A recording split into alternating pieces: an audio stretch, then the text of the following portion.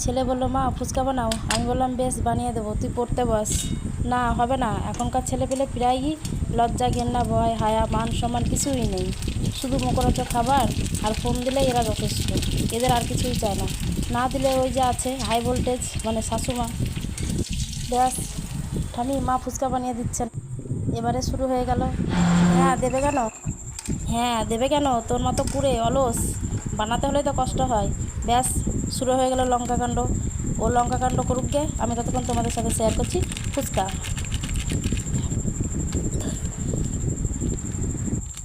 ফুচকাগুলো সকালে এনে রোদে দিয়েছিলাম। সাদা মটর, ছোলা, আলু সিটি দিয়ে নিয়েছি। এরপর লঙ্কা, জিরে, ধনে শুকনো কড়াইতে নেড়ে ওগুলো সিলে গুঁড়ো করে নিয়েছি। ফুচকাগুলো যেমন রোদ খেয়েছে তেমন ফুলে ফুলে উঠেছে। আলু, মটর, ছোলা নিয়ে এর মধ্যে মশলা গুঁড়ো, বিট লবণ, চাট মশলা, শসা দিয়ে মাখিয়ে নেব। তেঁতুল গোলা জলও বানিয়ে রেখে নিয়েছি মশলা দিয়ে। এবারে আমার ছেলেকে প্লেটে দিচ্ছি।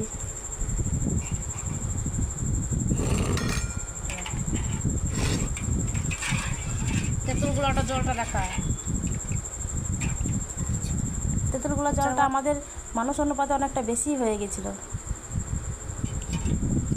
ব্যাস, ও তো আগেই সস দিয়ে নেবে, তারপরে তেঁতুল গোলা জল, দুটোই ওর প্রয়োজন।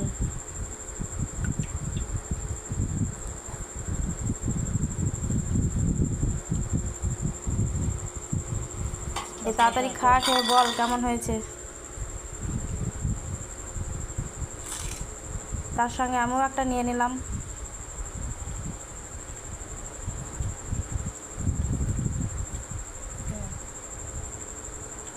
খেতে কিন্তু সেই ছিল, আপনারাও বানাতে পারেন।